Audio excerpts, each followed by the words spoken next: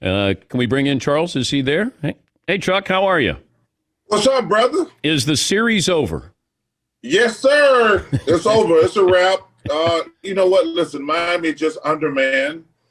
When Jimmy Butler went crazy the other night, that extended it one game. I mean, he was amazing in game 3. But listen, they're undermanned, and it's over. If you could have picked a team to face the Lakers, any team in the finals, who would you pick to make it a more interesting matchup? Well, there was 2 teams that would have been interesting matchup, the Clippers and the Milwaukee Bucks. Dan, it's about matchups. Listen, Miami supposed to outcoach Boston and Milwaukee. That was all about coaching. But the Clippers and the Milwaukee Bucks would have been much tougher matchups. When you hear teams that have chemistry problems, like the Clippers suddenly had chemistry problems, did they have chemistry problems before they got to the bubble, or was it just in the bubble that they had chemistry issues? Well, I hate when I hear that, because when they won the first round and they were up 3-1, nobody talked about chemistry. I mean, think about that, man. They won a playoff series and they were up 3-1 double digits in games 5 and 6. Nobody talked about chemistry. They just didn't play good. Paul George was awful. Lou Williams was awful. Montrezl Harrell was awful. So they just did not play well. So, no, it had nothing to do with chemistry. That's just bogus. Who's your MVP for the NBA Finals? Wow. Well, I think LeBron is going to win it, but AD has been amazing. Even last night, watching the game, his defensive, he made some plays in the first half that people are not going to talk about. The play on Tyler Hero, where he missed the layup, and then he blocked Kelly Olynyk. He blocked him on that play. So, listen, LeBron is probably going to win it. But listen, let's be realistic. The reason they're going to win the finals is because of AD. But Dan, we said that 6 months ago. We said if AD plays like he's capable, the Lakers are going to win the championship. And I'm never going to say anything bad about LeBron, because I got respect and admiration for him. He's an amazing player, and he's probably even a better man. But they're going to win because of AD. Is LeBron picking his spots? It just feels like this is the first time I've ever seen him pace himself a little more. Am I reading into too much here, or are you seeing this that maybe LeBron is, at times mortal in the NBA? No, I don't know mortal to the right word, but listen, when you have Anthony they have Jimmy, Iguodala, Jay Crowder, who are terrific defenders. But AD has an advantage every single night. He reminds me of Dirk Nowitzki, Kevin Durant. Those guys, who do you put on AD? You can't put a big guy on him. You can't put a little guy on him. That's the same way I felt about Dirk Nowitzki and Kevin Durant. Who do you put on Kevin Durant? You put a little guy on him, he's too big. You put a big guy on him, they're too slow. And that's what you get when you get Anthony Davis. I don't know who you can put on Anthony Davis. There's nobody you can put on him where he doesn't have an advantage. So LeBron has deferred to him quite a bit, rightfully so, and that's why they're going to win the championship. And you don't have home court. When people say, well, is this really a championship and an asterisk? I think it's been tougher to win a championship this year than it would be if this was just a regular season. I don't know about that, but I will say I thought that could be an asterisk. And we had if all the great players got the COVID and we had the Sacramento Kings against the New York Knicks for the championship, I thought I'll give you an asterisk then. I'll give you an asterisk there. But you know what? Listen, I'm so glad you asked me that question, Dan, because man, I got to take my hat off to Adam Silver and first and foremost, but also the medical staff and the players. Listen, I was very cynical when this thing first started. I'm like, there's no way they can go 3 months. Yeah. There's no way they can go 3 months and not have an outbreak. They did it, Dan. Same thing. Hey, shout out to my boy John Cooper, head coach of the Tampa Bay Lightning. He's been my boy for a long time. They won the Stanley Cup. I thought it was no way possible for these teams to go 3 months basically without the COVID. So Gary Bettman and hockey and Adam Silver. But like I say, I give the players a lot of credit too. Because for us to go, I saw one night, we had a guy on the show last night, he'd been 100 days in the bubble. To go 3 months without any positive test is one of the most amazing things that I've ever seen. Could you have pulled that off if you were a player? I mean, I think it depends on how good. Yeah, I mean, I think all the players had to, but I think it depends on how good your team is. Like the good team, you notice anything that really happened. The only people who were complaining were guys on bad teams who were going to be away for a couple months. But man, these players and Adam Silver, the doctors, all the people working at the hotels down there. Same thing. Shout out to the Seattle Storm of the WNBA. I mean, to go 3 months think about it. The president of the United States has COVID. And he's probably, he's probably in the safest place. He's not, but for these players and women in the WNBA and the NHL to go 3 months without an outbreak, it's one of the most amazing things ever, plain and simple. Did you have a false positive? No, I was negative. Okay. Yeah, I was negative. But, hey, man, I want to give my thoughts out there to everybody who had the disease. And listen, and also I want to bless them. If you lost somebody, bless you. But, man, I just want to think about all the people out there who lost their jobs during this pandemic. Dan, this has been like the craziest thing in our lifetime. And there's so many people who lost their job and never going to get it back. So I feel bad for those people because, we're in a crazy time right now. I mean, and we don't even know. I mean, I've been talking to TNT. We don't even know when NBA going to start again. It's crazy right now, our world we're living in. Yeah, we're probably looking at the end of January or February. But, training camp would be starting now in a normal year. We're talking to Charles Barkley, the Hall of Famer. Doc Rivers to Philly. What do you think? Well, it's going to depend on Joel and Ben. Those guys got to get their crap together. I like both of them as people, but it's time for them to grow up and be all. Listen, right now they're all stars. It's time for them to be superstars. Ben's. Listen, we got to make sure Joel's got to get in shape. Dan, when we give you $167 million, we shouldn't be worried about your conditioning. Would you trade one of those two? I would not right now, but we still shouldn't be wondering if a guy can shoot or a guy's going to get in shape. If I just gave him $170 million the last 2 years, it's time for them to grow up and be better than all-stars because they got so much talent. And they're really nice kids, both of them. But it's time for them to grow up. They just got their coach fired. Now they got another coach. And listen, if I was those two guys, Dan, I got one coach fired. And I was embarrassed. I mean, we had a bad team, but as a great player, I was embarrassed because I was like, man, I just got a guy fired. I got the assistants fired. I was embarrassed. And I hope those two guys man, I just got a guy fired. That's embarrassing. And I hope they grow up. And it's time for them. They're in the prime of their career. It's time for them to grow up and be dominant.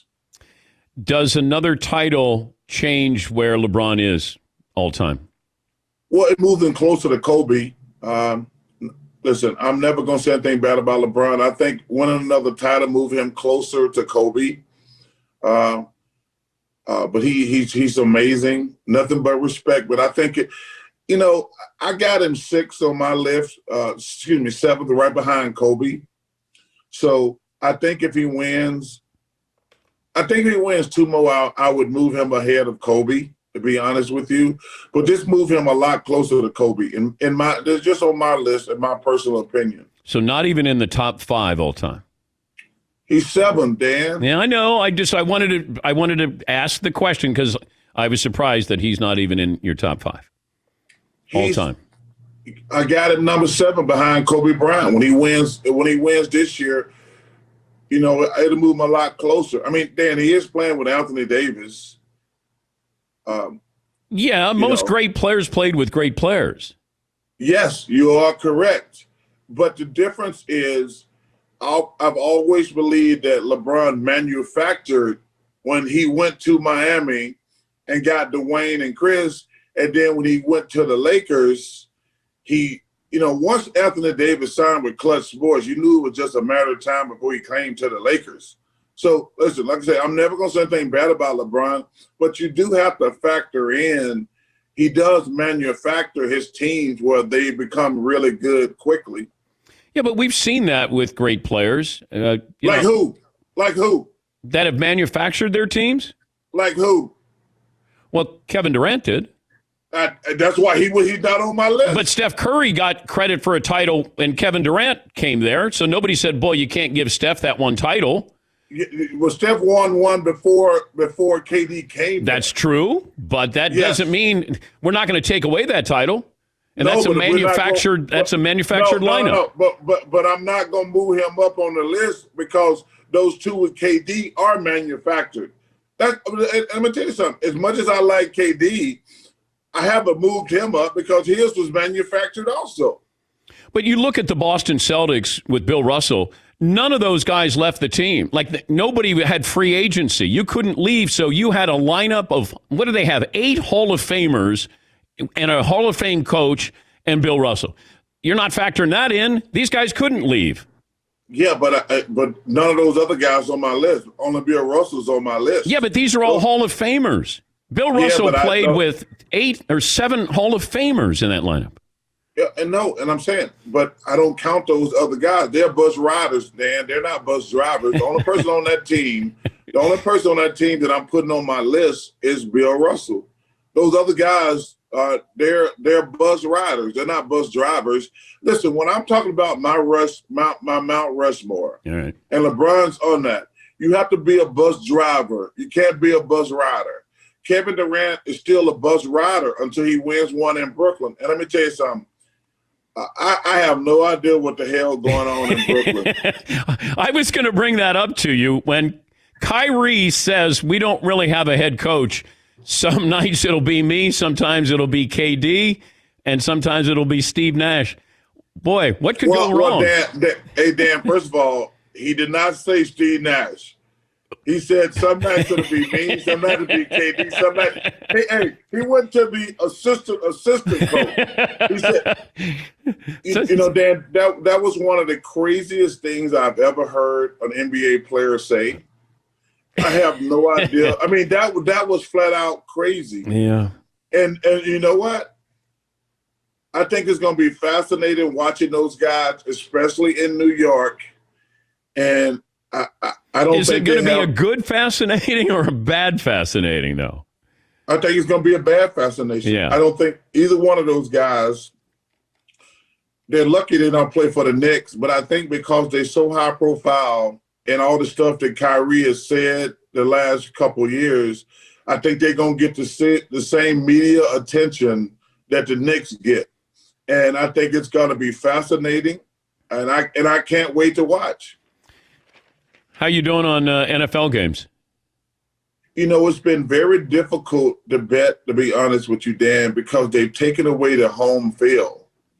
I tell people, home field, first of all, home court, home field always means something in sports, but I think it means a lot more in college football and pro football. So I have had a tough time trying to figure out, especially with no preseason games. So I think we're still in the preseason, but I'm having a difficult time betting on games because there's no home field advantage anymore. I got one for you. Yeah. Army versus the Citadel. Take Army first half cover. Are you crazy? Yes. Listen, I'm not betting on Army against Citadel. Please stop. Wait, do you want to make money or why do you bet? I bet to make money. Okay, and you haven't made money. Actually, I am. I didn't bet. I did not bet the first 2 weeks because I wanted to see some games. Right now, I think I'm 6-2 for the season. All right. I did not bet until the week 3, so I'm 6-2. So I'm up 4 games. Yeah, but every Super Bowl, I always say, just give me your money, and then I'll hold on to it, and then you won't lose it. Well, what was the Super Bowl last year? The Kansas City Chiefs. I won last year. The only time I've lost in the last 3 or 4 years was those Atlanta Falcons. The Atlanta Falcons what they've done in the Super Bowl Yeah. and what they did against the Cowboys are two of the biggest choke jobs in the history of civilization. What would you have won if the Falcons won the Super Bowl? $100,000. I bet $100,000 on them. And listen, let me tell you something. I was drunk at halftime. I was doing shots. Hey, I was up 28-3. I was feeling it. And then one of my friends, Roy Green, says, "Yo, man, the game's not over yet." I said, "Dude, we're up 28-3." and then he says, "No, man, the Falcons are playing not to lose. They're trying to walk the ball up and down the court to let the shot clock go down." Oh, and he was 100% correct. And as soon as Brady got the ball for the last time, you knew it was over. I know. You knew it was over. Damn. And when they had the ball and on the first play, they got sacked. And New England called the timeout. All they had to do was run the ball 3 times. I know. Make New England use up their 3 timeout. Kick a field goal, the game is over. I mean, Dan, that was so heartbreaking. That was heartbreaking. Well, at least did you sober up in the second half? Well, no, I just got drunker. Listen, that's one thing about gambling. You drink when you're going to win, but you drink more when you're going to lose. Good to talk to you. Glad you're safe. Tell the boys TNT we said hello, and thanks for joining us. All right, man. Hey, keep up the great work. I am officially on vacation now, so I'm heading to the desert to play golf for the next whenever they start again. Come on out and visit me. Do the show from my house. I told you. We want to. We'd have to have some safety protocols to get to the compound, but we'd love to do that. All right, brother. I mean Be it. safe. Thank you, buddy. That's Charles Barkley, a Hall of Famer. We're back with our play of the day right after this.